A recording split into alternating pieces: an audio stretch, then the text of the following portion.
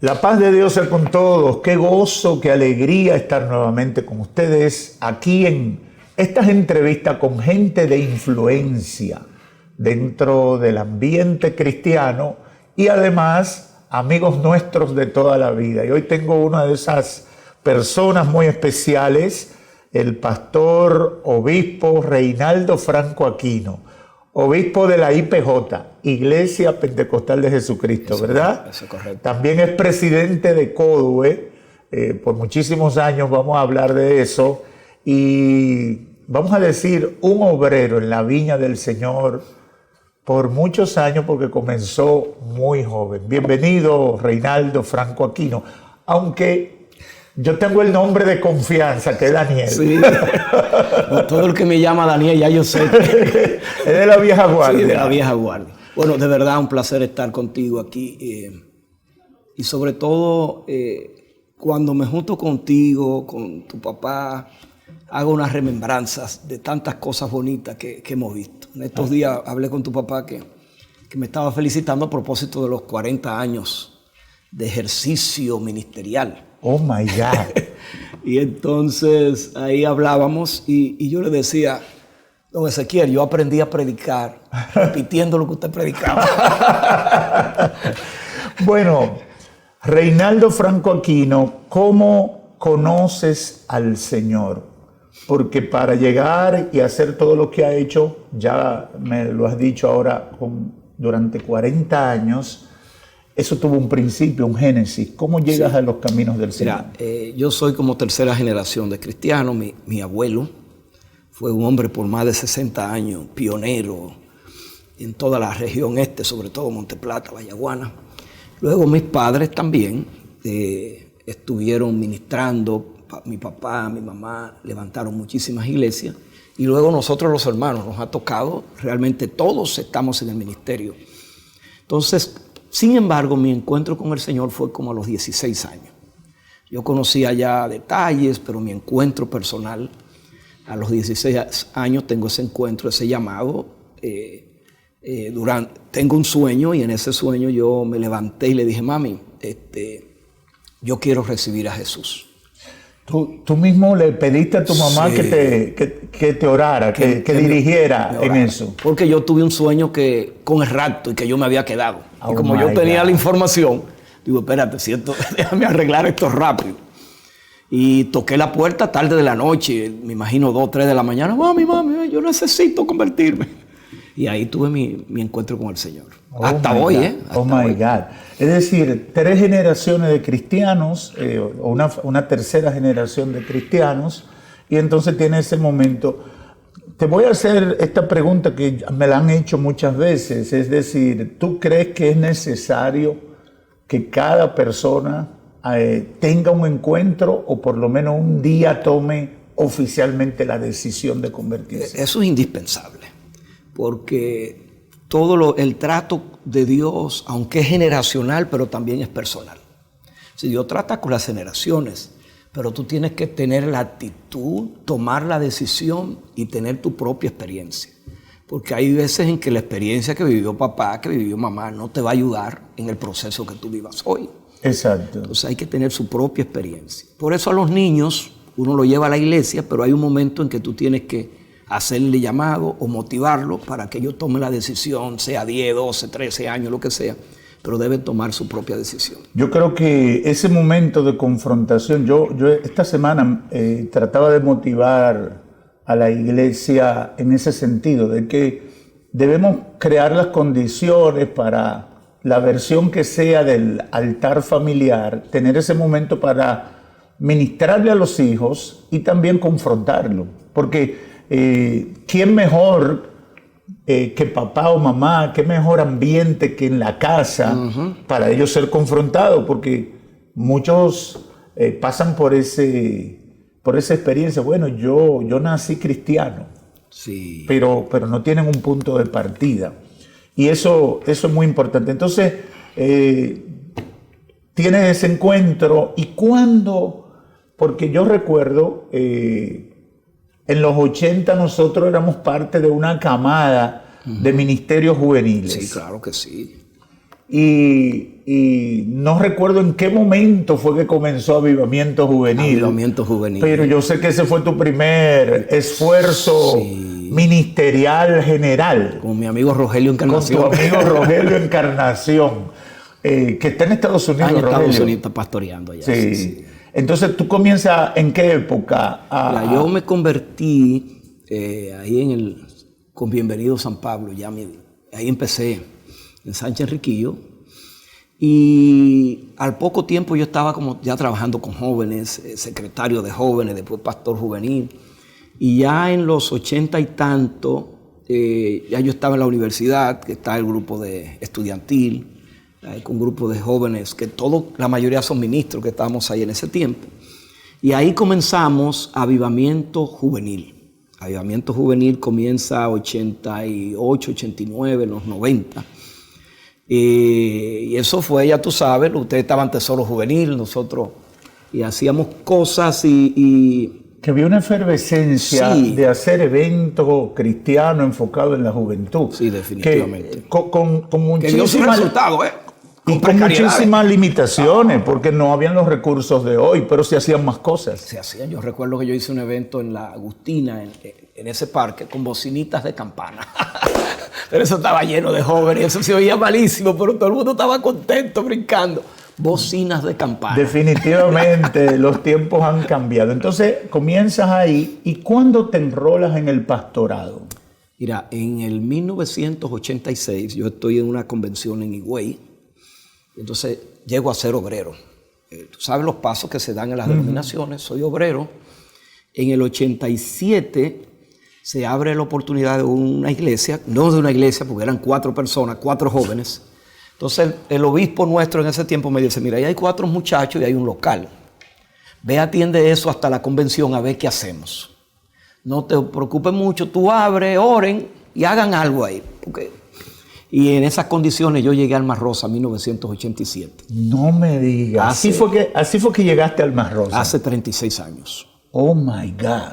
Y efectivamente, pues comenzamos. De esos 4 perdí la única que era mayor, porque yo era muy jovencito, con 20 y tantos años, que yo no iba a tener un pastor tan joven, y ella se fue, y quedamos 3, y conmigo 4.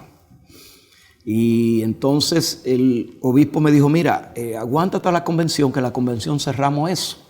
Oh, Dios mío. Porque él vio que había menos, uno menos. Pero yo sentí el fuego del llamado. Y entonces empezamos a evangelizar, empezamos a orar los 4, y empezamos a movernos. El asunto es que cuando llegó a la convención éramos 15. Había multiplicado por 5. No, un avivamiento. Entonces cuando me llamaron al cuartito donde se tomaba decisiones, mire, entonces digo yo, bueno, mire la lista de los que tenemos. ¿Cómo? Porque ese grupito tenía años ahí, 10 o 12 años, no pasaba nada. Oh my God, entonces tú llegaste con pila nueva. Y ahí pues mira, dijeron, no, pues vamos a darle otro año. Próximo año éramos 45. Y ahí comenzó. Se estableció la iglesia. Se estableció ya la iglesia. Entonces tú comenzaste prácticamente desde cero. Desde cero. Esa iglesia en Alma Rosa hasta la fecha. Hasta la fecha. Oh my God. Hasta la fecha. Tremendo eso, porque es un testimonio de perseverancia y también del respaldo de Dios. Sí, yo le decía, porque estábamos celebrando el domingo los 36 años, sí. Y yo le decía a la gente, mira, esto sencillamente es fidelidad de Dios. Aquí no hay que saltar al hombre ni la inteligencia, porque si alguien estaba asustado en todo este proceso y lleno de miedo, era yo. Sin embargo, Dios ha sido bueno. Definitivamente la fidelidad de Dios. Hubo un momento que nosotros teníamos acceso a todas las muchachas que trabajaban en las casas de Alma Rosa. Esos eran los miembros. No me digas. Y yo un día dije, pero yo pienso que si Dios nos plantó aquí, tiene que ser para el sector, no solamente para las que vienen de fuera. Entonces cogimos un retiro y el Señor le habló a un joven y dijo, bueno, que tienen que preparar una iglesia para este sector. Nosotros teníamos guira, tambora y marimba. Era lo que había, sí. Bueno, y empezamos como a afinar. Porque ahora es que las iglesias comienzan con piano, sí. Guitarra, batería. Las iglesias de los 70 y de los 80 comenzaban era con marimba, guira Y una tambora. Y a veces tambora. Oye, y empezamos, tú sabes, con un pianito y al cabo de un tiempo empezó a llegar la gente también del sector. Sí, que era un sector bastante exclusivo porque en ese tiempo. la gente, eran grandes casas que había en Alma Rosa. Sí. Era un sector, muchos militares. Exacto, muchos militares como que le dieron para construir por ahí. Y empezamos, Dios empezó a tocar las personas y empezamos a hacer como la transición. Y déjame decirte que tenemos que volver a repetir, Dios ha sido fiel. Definitivamente. Bueno, es interesante porque cada vez que hablo con uno de nuestros compañeros y ministros que tenemos en este programa, siempre hay historias así, como muy especial y demás. Cómo Dios comienza trabajando y cómo esa pasión por el trabajo en la obra de Dios comienza. Yo tengo que terminar este segmento de conocerte como persona, pero quiero preguntarte, ¿tú crees que se necesita tener una pasión, un fuego interno para entrar al ministerio? Porque hay un debate, si el ministerio me lo da la organización o me lo da el Señor y a partir de ahí yo arranco. ¿Qué tú piensas en ese sentido? Yo pienso que tiene que haber hambre. Tiene que haber sed, tiene que haber pasión. La organización lo que ve es certificar lo que ya Dios puso sobre ti, lo que Dios depositó en ti. Yo creo que no va a haber éxito si no estamos rodeados de esa hambre, de ese sueño, de esa pasión, de buscar a Dios. Tú sabes, a veces nosotros no amanecíamos ni en cama, la mayoría de veces. Uno se acomodaba hoy, pero eso era estudiando con los cuadernos bajo la rodilla. Mi mamá me decía, pero muchacho, tú tienes tu cama. Digo, mami, yo me voy para la iglesia. Ay, nosotros amanecíamos. Sí. Y yo llegué al ministerio con esa misma pasión. Agarré a esos muchachos jóvenes y nos empoderamos, y así mismo, muchos de ellos son ministros, pastores, porque a partir de ahí, cuántas cosas Dios hizo. Sí. Pero tiene que haber esa hambre. Tiene que haber esa pasión, ese deseo. Y yo creo que tiene que ver mucho con el tipo de evangelio que predicamos. Porque el evangelio que solo busca satisfacer mis necesidades, yo creo que no produce esa pasión. Ahora, el evangelio que se convierte en mi causa, en mi motivo de vivir, en mi razón de vivir, ese evangelio produce gente apasionada y comprometida. Claro, así es. Vamos a hacer nuestra primera pausa en este conversatorio con el pastor Reinaldo Franco Aquino, cariñosamente Daniel. Y vamos a venir un poquito ahora en el siguiente segmento a hablar del trabajo ministerial a gran escala en el que ha estado envuelto a través de instituciones y también del mismo concilio que el Señor le permite dirigir.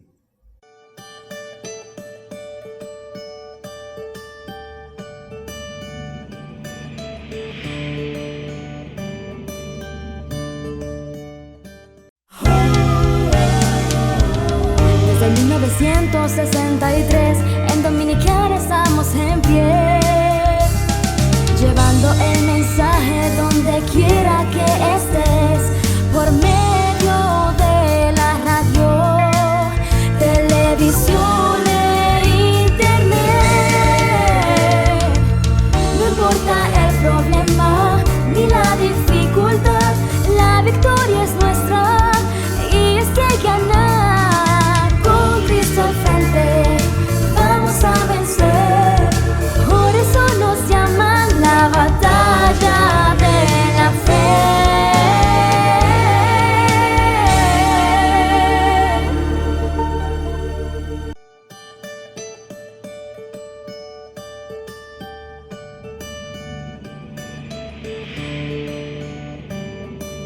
Continuamos aquí en esta interesante entrevista con el pastor Reinaldo Franco Aquino, hablando de su vida, de su llamado, de cómo Dios lo ha colocado en todo el trabajo que ha estado haciendo para el Señor.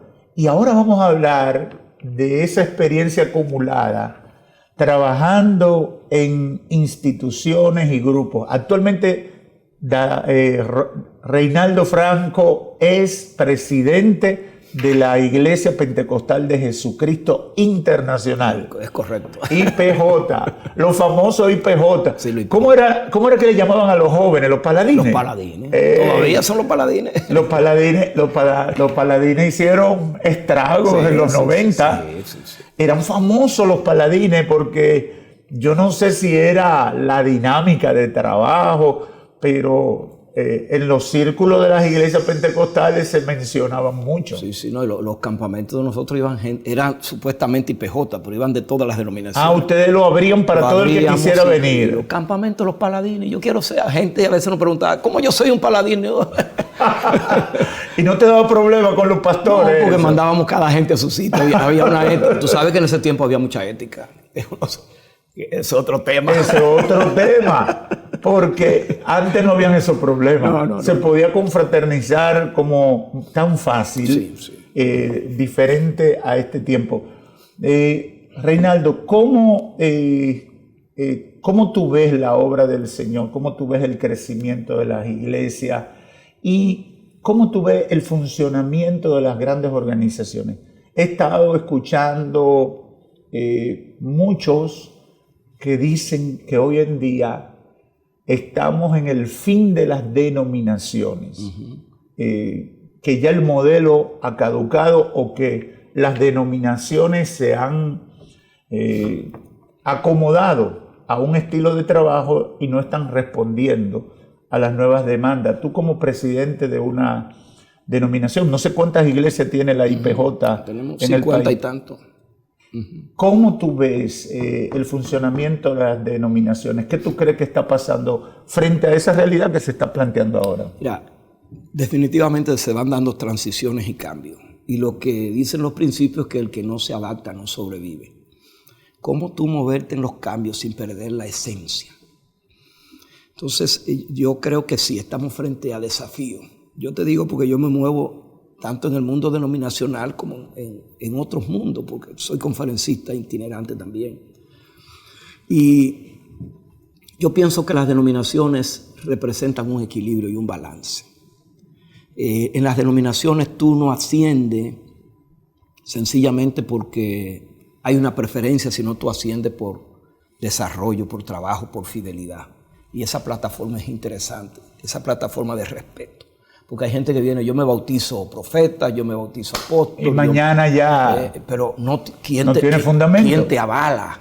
¿Dónde tú has hecho carrera ministerial? Entonces esa es la riqueza denominacional.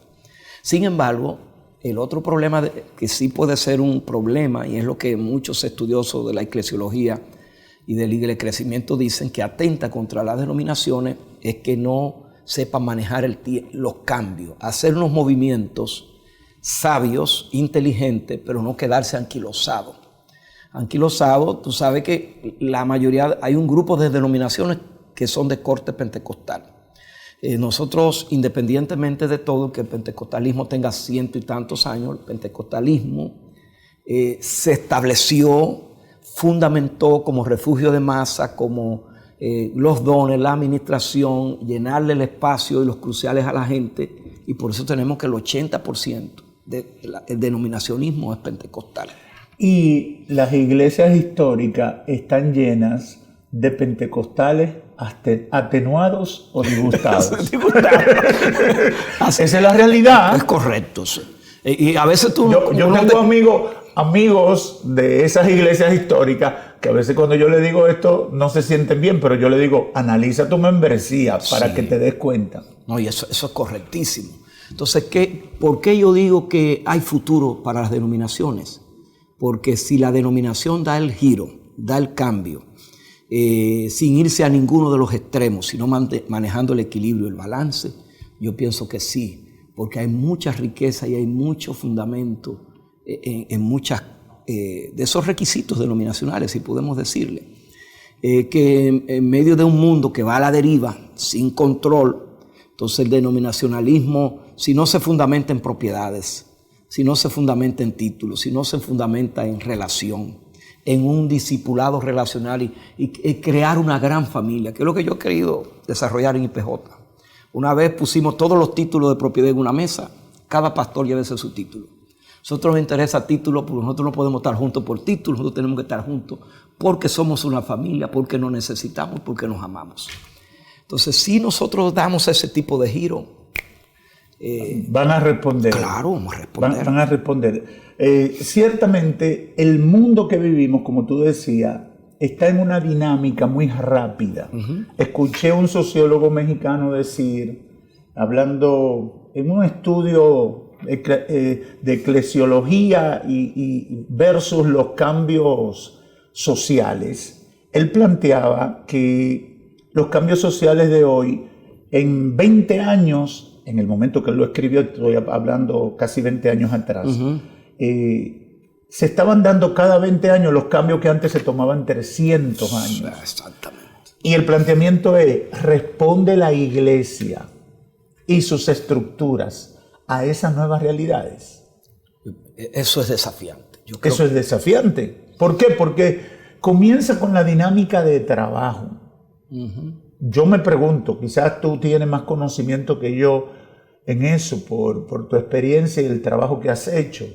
¿Qué tanta preocupación hay en las denominaciones de tener esa capacidad gerencial, administrativa de la iglesia, de tener el asesoramiento de gente experta en diferentes temas? Los pastores no están llamados a ser todólogos, pero necesitan ayuda. Claro. Entonces, ¿qué están haciendo los concilios? ¿Qué aporte? Yo le hice esa pregunta a un líder de un gran concilio de esta ciudad, de este país, y me dijo, realmente estamos haciendo lo que hacemos siempre. Entonces yo le dije, ¿qué le aporta un concilio a un pastor en este tiempo? Porque eso debe evaluarse para que el pastor sienta un respaldo. Y hay tantas áreas donde necesitamos fortalecerla. Por ejemplo, esa área administrativa, de que haya una administración clara, precisa, profesional. Por ejemplo, la sociedad de hoy demanda mucha transparencia. Transparencia, el mundo de la transparencia. Y nosotros sabíamos que las iglesias muchas veces, aunque metodológicamente no fueran transparentes, por sus valores había garantía de seriedad. Claro. Pero la sociedad ahora no se queda con eso. No, la sociedad no cree eso. Tú tienes que demostrárselo. Entonces, hay que formar. El otro aspecto es de la misma gente que estamos formando como ministro. Es decir, ¿qué currículo de preparación ministerial tiene ese individuo para responder a las necesidades de hoy, que son diferentes? No podemos crear pastores para un mundo que ya no existe, ni tener iglesias para un mundo que ya no existe. Y en todo, la liturgia, los programas misioneros, los programas para la familia, todo lo que se hace nos ha cambiado ahora mismo. Ha habido un cambio. Entonces, denominacionalmente, ¿qué valor yo le agrego a mis pastores? La gente también está pensando en función de. Es decir, ¿en qué me beneficia esto? Lamentablemente la gente se mueve en base a intereses. Porque vivimos en un mundo competitivo, en un mundo donde la gente está enfocado individualista, y lamentablemente también nuestra gente, incluso a la iglesia, tú lo que tenías era que un servicio, no, tiene aire, tiene buena silla, cómo está el sonido, tienen un área para los niños, la familia, ya cuando yo llegue voy a soltar mis hijos, me voy a adorar. Nosotros tuvimos que alquilar un colegio al lado a meterte a la. Entonces, todas esas son cosas que al cambiar el mundo yo no puedo tener la misma iglesia. Exacto. Pero la denominación es la que va trazando el ritmo, la que va con su plan operativo.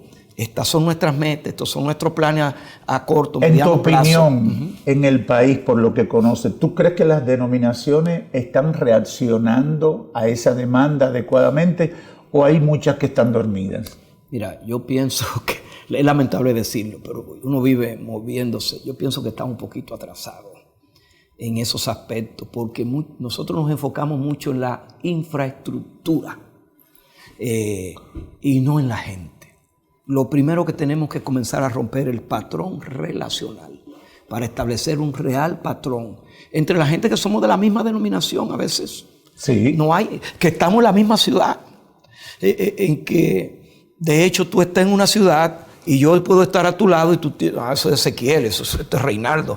No, pero hay cosas en las que tenemos que unirnos, hay cosas que representan el reino, hay realidades que ese mundo está esperando respuesta y somos unidos que tenemos que darle esa respuesta. Pero si desde la denominación no se crea esa conciencia, desde las instituciones paraeclesiásticas, que realmente hay unos desafíos ahí fuertes también, desde una CODUE, una mesa del diálogo, desde todos esos espacios hay que producir encuentros de concientización de cuál es la realidad pastoral de hoy, de cuál es la realidad que tiene esa gente, cuál es la necesidad que tiene esa gente que llega a nuestra iglesia. Yo soy de los que pienso que no estamos dando al traste a las necesidades.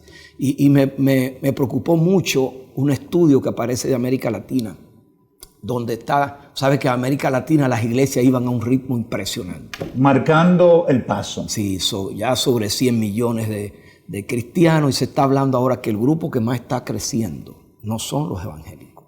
El grupo que más está creciendo ahora es lo que dice que no creen en nada. Y tú conoces Europa. Exactamente. Que ahí es rumbo a eso que iríamos. Claro. Es rumbo a eso. Entonces ahí vamos a pasar a las instituciones paraeclesiásticas. Las instituciones que agrupan los pastores, los concilios, las organizaciones. Todos son amigos míos, todos los que están ahí, yo diría que es nuestra generación que está en esas instituciones, y yo siento que estamos repitiendo la misma debilidad de muchos concilios. Uh-huh. Es decir, por ejemplo, vamos a comenzar con las confraternidades. ¿Cuál es el papel de la confraternidad? ¿Qué busca una confraternidad? ¿Para qué se debe aglutinar esa confraternidad? Es decir, ¿para dar cultico toda la semana? No, ya eso cambió. Definitivamente. Hay demasiadas necesidades en esa comunidad. Hay otras necesidades y hay otros papeles. Uh-huh. Es decir, ¿cómo tú valoras, qué tú crees que pueden hacer esas organizaciones paraeclesiásticas? Tú que fuiste presidente de CODUE, ¿por cuántos años fue que estuviste? 8 años. 8 años. ¿Qué tú ves que se puede hacer mejor en este tiempo? Mira, lo primero es lo que se llama la voz profética. Una institución como CODUE, Mesa del Diálogo, con la COPE, que tienen su espacio y hacen determinado trabajo. Yo sé que uno de sus roles importantes siempre es la voz profética. De cara a representar el reino de Dios frente a la injusticia, frente a la corrupción, frente a los programas de ideología de género y todo ese programa de la agenda hacia el 2030, es un aspecto. El otro aspecto es la formación. Cuando hablo de formación, bueno, ministerial, incluso los mismos líderes conciliares. A veces un líder conciliar, ¿quién le ministra?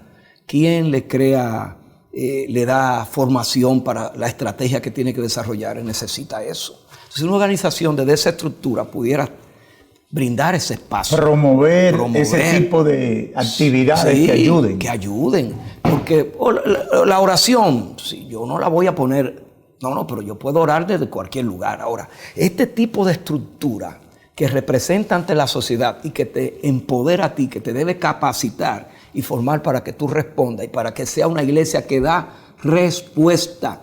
¿Cuáles son las respuestas que la sociedad te está buscando? Bueno, pues la iglesia tiene que adelantarse. Mira, aquí ya la tenemos. Esto es lo que ustedes van a presentar. Yo pienso que ese es un nuevo rol, más que los eventos, más que los congresos. Por ejemplo... porque yo siento como que todos, de alguna manera, queremos hacer lo mismo. Y yo pienso, no sé si tú estás de acuerdo con eso, yo digo que tenemos que estructurarnos como un equipo. Claro. Es decir, tú eres bueno en esto, vamos a delegarte todos este trabajo a ti. Esa es tu área. Esa es tu área. Tu genialidad. Tú eres bueno en la educación. Vamos a apoyarte para que tú alcances el máximo potencial en educación. Como ese concepto de cuerpo, que es lo que Pablo plantea. Yo creo que ahí está, en eso que tú acabas de decir, hay una realidad que nos ha golpeado. Estamos a veces compitiendo de manera interna, estamos subutilizando los recursos que Dios ha puesto en nuestras manos, porque no tenemos plan estratégico, no tenemos agenda hay. ¿Cuál es la agenda de la iglesia? Sí. ¿Quién traza esa agenda? ¿Cuál es el plan? ¿A dónde queremos estar en 10 años? ¿Hacia dónde vamos guiando nuestros esfuerzos? ¿Cuál es la ciudad? ¿Cuál es el punto? ¿Cuál es donde debemos enfocarnos ahora? Porque tenemos en las manos estudios, estadísticas reales, no números inventados. Pero también comienza, Reinaldo, que no tenemos una institución propia de nuestro sector que levante la información. Claro. Ya ahí comienza un tema. Claro. Es decir, nosotros necesitamos una institución equipada, con gente preparada, Claro. que levante la información, que le ayude a tu concilio, que le ayude al mío, que le ayude al otro, para nosotros demográficamente. ¿Cuál es el nivel de educación del sector donde estoy trabajando? Claro. Eso cambia el plan de trabajo de una iglesia. Claro, tú tienes que responder a la realidad donde tú estás ubicado. Entonces, pero si tú no la sabes, tú estás dando palos a la ciega. Efectivamente. Bueno, Tremendo. yo creo que hay muchas cosas que salen de esta conversación y el interés no es criticar lo que tenemos. No ver en perspectiva. Sino crear las condiciones para que pensemos un poquito. Porque hablando contigo, como he hablado con otros tantos, yo siento como que todos estamos entendiendo, pero no nos ponemos de acuerdo. Y quiero terminar con esa pregunta. ¿Qué tú crees que haría falta para, como sector cristiano evangélico, proyectemos una verdadera unidad, a pesar de la diversidad? Sí, porque lo primero que hay que, para proyectar una verdadera unidad, hay que tener un concepto adecuado de unidad. La gente piensa que unidad es uniformidad. Y podemos ser muy diferentes como somos en la casa, como somos en los hermanos. Del cuerpo. Sin embargo, poder mantener unidad. Esta tiene que ser unidad de principios y de propósito. Y solamente se va a dar cuando, tirando nuestros intereses y nuestros títulos, y nuestro orgullo, y nuestro culto nuestros egos. Sí, nuestros egos. Y nuestro culto a la personalidad, porque olvídate, eso de alguna manera siempre se promueve. Y venimos a un punto común y presentamos nuestro desafío frente al reino de Dios.